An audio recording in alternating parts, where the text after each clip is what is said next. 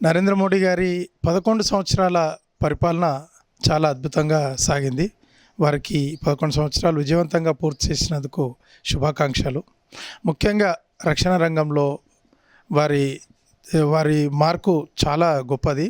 ఎందుకంటే నేను 2016లో ఆర్మీ నుంచి వచ్చాను. ఆ 2 సంవత్సరాల్లో నేను ఆర్మీలో వారు తీసుకొచ్చిన చాలా గణనీయమైన మార్పులను నేను ప్రత్యక్షంగా చూశాను.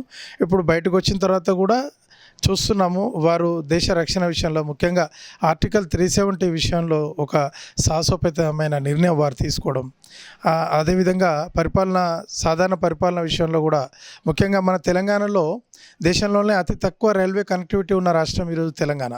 అంటే ఇక్కడ తెలంగాణలో ఉన్న నాయకులు ఇప్పటివరకు రైల్వే కనెక్టివిటీ విషయంలో చాలా తీవ్ర అన్యాయానికి తెలంగాణను గురి చేశారు. మోడీ ప్రభుత్వం వచ్చిన తర్వాత తెలంగాణలో కూడా రైల్వే కనెక్టివిటీని పెంచడం, పెద్ద ఎత్తున రైల్వే స్టేషన్లను అభివృద్ధి చేయడం, ఇదంతా కూడా సామాన్యులకు మనం ఇక్కడ తెలంగాణలో 20 రూపాయలు పెట్టి చేయాల్సిన ప్రయాణాన్ని తెలంగాణ ప్రజలు 100 రూపాయలు పెట్టి చేస్తున్నారు. ఉత్తరాది రాష్ట్రాల్లో ఉన్న కనెక్టివిటీ ఇక్కడ లేదు. కాబట్టి గణనీయంగా రైల్వే అభివృద్ధి విషయంలో మోడీ ప్రభుత్వాన్ని మేము స్వాగతిస్తున్నాం.